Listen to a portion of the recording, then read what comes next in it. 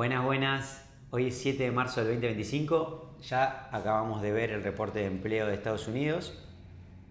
Día de reporte muy importante, importantísimo te diría para la economía norteamericana. Y bueno, nos hicimos el espacio, estamos con Martín Estea, un verdadero estratega, para que nos cuente qué significa esto y qué impacto puede tener para lo que viene en lo que resta del año. ¿Qué tal, Oscar? Hola, Encantado Martín. nuevamente de estar Un acá placer. otro viernes aquí. Un placer enorme. Sí, salió hace un ratito nomás el reporte de empleos, hace media hora más o menos. Los reportes de empleo salen siempre los viernes. Los non-farm payrolls es uno de los datos más observados por el mercado. En este caso dio un leve miss, dio creación de 151.000 empleos contra 160 y pico mil esperados. Es un miss que no es demasiado importante. La reacción del mercado, como siempre, al principio es algorítmica, responden los algoritmos que hacen que haya un poquito de volatilidad ni bien sale el dato, pero después el mercado lo terminó absorbiendo y terminamos con el mercado no realizando ningún movimiento brusco. Sin grandes cambios. Sin grandes cambios, exactamente. O sea, prácticamente neutro. Ahora, este MIS que decís, pará, y también tenemos con el dato de non-farm payrolls, o sea, esto es el primer viernes de cada mes, pero además con el dato de creación de empleo sale la tasa de desempleo. Sí, subió levemente, es del 4% la tasa de desempleo, sigue siendo bajísima bajo cualquier estándar que lo mires. Sí es cierto que ha estado bastante más bajo el desempleo, ha llegado a estar por debajo del 3% durante la primera presidencia de Donald Trump. Así que bueno, la Fed tal vez se enfoque en recortar ese puntito de desempleo que le queda. Ok, vos sabés que esto nos lleva, porque nosotros hablábamos en la charla anterior y hablamos como que nosotros esperamos siempre este reporte y el reporte de inflación como los dos datos para ir siguiendo el comportamiento de la Fed, la suba o no de tasas.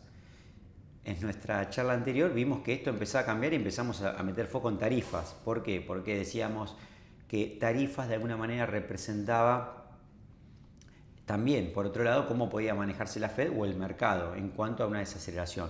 Pero con este dato y con lo que venimos viendo, podemos hablar de desaceleración, es decir, Estados Unidos que crezca menos de lo esperado, o ya podemos empezar a hablar de escenarios de recesión. Bueno, lo que va a suceder me parece este año es súper interesante por cómo se realiza el cálculo del GDP. Dentro del cálculo del GDP, del PBI, del Producto Bruto Interno, se incluye el gasto estatal. Entonces, cuando vos tenés un recorte del gasto estatal muy grande, como sucede en Argentina, por ejemplo, o como va a pasar en Estados Unidos en una escala mucho menor, el número de GDP te va a dar negativo y te vas a comer una recesión. No quiero llamarle técnica porque es como está calculado el número. Yo no creo que esté bien medir la actividad económica respecto a eso, pero bueno, es como está diseñado el número y si los recortes de gastos son realmente significativos, vos te vas a comer una recesión independientemente de lo que suceda. Claro, por vos decís, acá hay un dato estadístico que viene de arrastre y que esto inevitablemente te lleva a, o sea, por la posible baja que signifique, ya casi por eso te da, casi técnicamente te da... Te va a dar, por los recortes mismos de DOGE, del nuevo departamento de eficiencia del Estado. Excelente. Simplemente por la cantidad de empleos que van a recortar y la cantidad de... Por más que lo que se recorte sea todo desperdicio, robo o corrupción, aún así eso te cuenta como GDP output, por más que lo recortes y cuando veas el número de GDP te va a dar negativo. Por eso hay un indicador que vemos que es el Atlanta Fed GDP, que es Me encanta. una de las dependencias de la Fed que hace sus propios cálculos de GDP, ves cómo viene así y pega directamente un bajón tremendo, que la única explicación que yo le encuentro es que estén considerando esta baja de gasto estatal como pérdida de GDP, que efectivamente va a ser así. Yo estuve viendo ahí, me van a perdonar un poco la precisión, pero que en enero se habían perdido, o sea, primero que una creación, o sea, echaron a 62.000 personas del Estado aproximadamente en Estados Unidos, pero que a su vez hubo un correlato de 172.000 despidos y que aproximadamente el 30% de esos despidos eran relacionados con esos 62.000 que echaron, es decir, como que empieza a jugar no solamente esto que decís de personas que dejan de tener empleo, que el gasto público, se baja el gasto, por un lado pasa a ser más eficiente el Estado, pero por otro lado, como decís, golpea la economía. Pero lo que me trae a esto es cómo puede reaccionar la Fed. Entonces, yo sé que, y ahora te quiero preguntar un poco los mandatos de la Fed, pero yo sé que, digamos, nosotros mirábamos empleo y miramos inflación porque cómo reacciona la Fed y en ese caso, cómo pueden ser las tasas futuras. Pero en este caso, si estamos hablando de una recesión, ¿qué mandatos tiene la Fed o cómo crees vos que puede llegar a reaccionar la Fed para lo que viene? Sí, la Reserva Federal desde el año 77 tiene mandato dual. Antes se ocupaba solamente de la inflación y desde el 77 se tiene que ocupar tanto de la inflación como del desempleo. Y muchas veces son cuestiones contrapuestas, a veces diametralmente opuestas. Tremendo. Si te subo uno, te baja el otro y viceversa. Entonces es un equilibrio muy, muy complicado que va a tener que intentar mantener. Y de vuelta, vamos a entrar ya en temas de definiciones de qué es una recesión, como sucedió durante la presidencia de Biden. Porque van cambiando las definiciones de recesiones con el tiempo, según lo que vaya conveniendo al relato del momento. Durante la presidencia de Biden, la definición clásica de recesión siempre fue 2 quarters consecutivos con caída de GDP. La única que conocía. Es la única que se conocía. Y en la presidencia de Biden tuvimos dos trimestres seguidos con caída del GDP.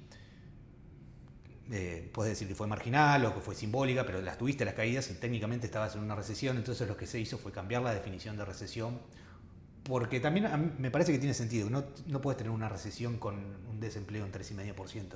Bien. Entonces va siendo una definición medio plástica y en este caso me parece que la Reserva Federal no va a tener en cuenta tanto el dato recesivo, porque como estamos comentando, mucho de la recesión va a ser por baja de gasto público y ahí la Fed no se puede meter en nada. Así que me parece que el foco de ellos debería ser, y yo creo que va a ser, la inflación. No tener un rebote en la inflación, que sería catastrófico. O sea, digo esto porque alguna vez lo hemos charlado, si la Fed tiene que elegir entre un desempleo grande y la inflación, una mirada debería elegir o la recesión, que es peor que el desempleo. De alguna manera el desempleo llega al final, es como un dato lagging, o sea, es el último que llega. Pero vos decís que en este caso priorizaría más la inflación que la recesión. Yo creo que no le va a temblar la mano para nada a Powell para ponerse al lado de la lucha contra la inflación.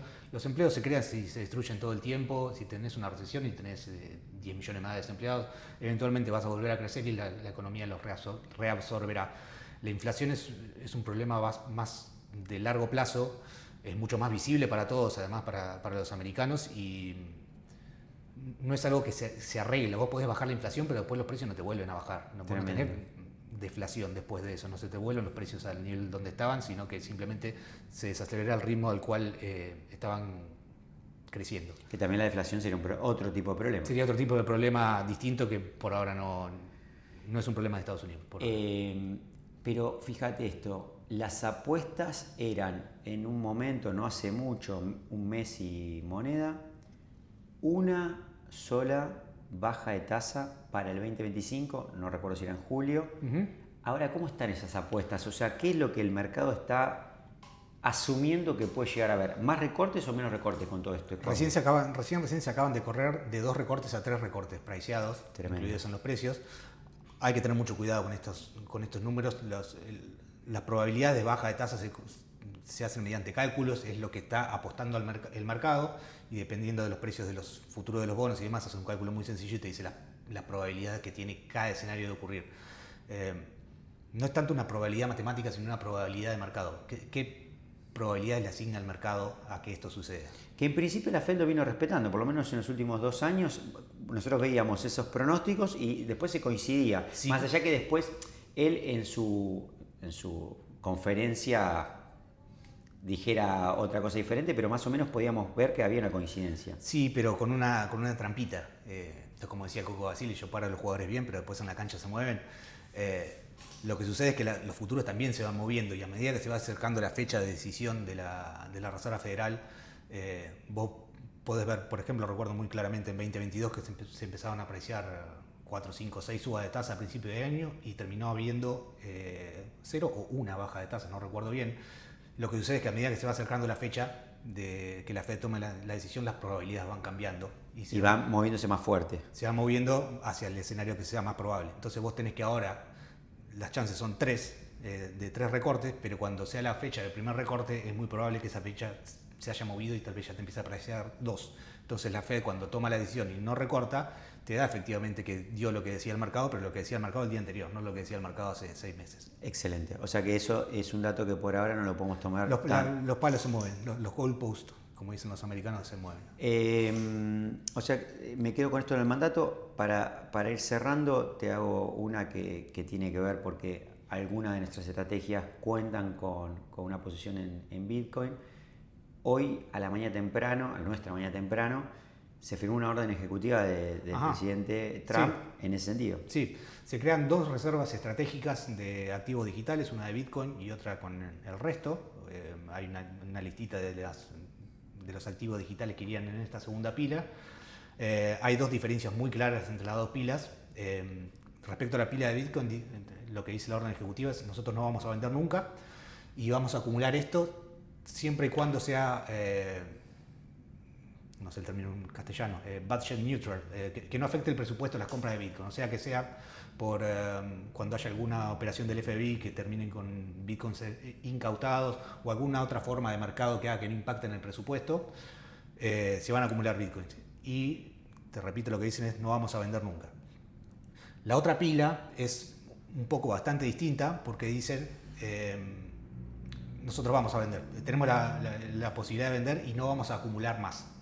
Tremendo. Entonces es una diferencia bastante importante y bueno, desde un punto de vista más de mercado, que Estados Unidos tenga una reserva estratégica de Bitcoin ya hace que nadie tenga excusa para no tener Bitcoin por motivos legales. Sí, o sea, desde el punto de vista simbólico es muy fuerte. Es fuertísimo, ya deja fuera de la cancha, no sé, por ejemplo a Fidelity, el broker que no le estaba permitiendo a sus clientes comprar Bitcoin. Se hace muy difícil que puedan mantener eso fuera del mercado. Ahora está ya completamente blanqueado y establecido. Y ya no es un país de Centroamérica, digo, es una potencia. No es ni República Centroafricana ni El Salvador, como eran creo que son y el Sultanato de Bután, me parece que es Bután también. Sí, el Sultanato de Bután también lo tiene como moneda de curso legal. Ya se suma a Estados Unidos no como moneda de curso legal, ni mucho menos, pero sí hay un stockpile, así como tiene stockpile de oro, ya tiene su stockpile de... Igual digo, por más que no sea activo a ir a comprar, el hecho de no vender y mantener ya genera... no dicen que no van a comprar, sí. lo van a hacer de una forma que no afecte el presupuesto. Si quieren hacerlo de alguna forma que afecte el presupuesto, tiene que pasar por el Congreso como cualquier otra de este tipo de gastos. Excelente. Muchas gracias, Martín. Encantado. Es un capo.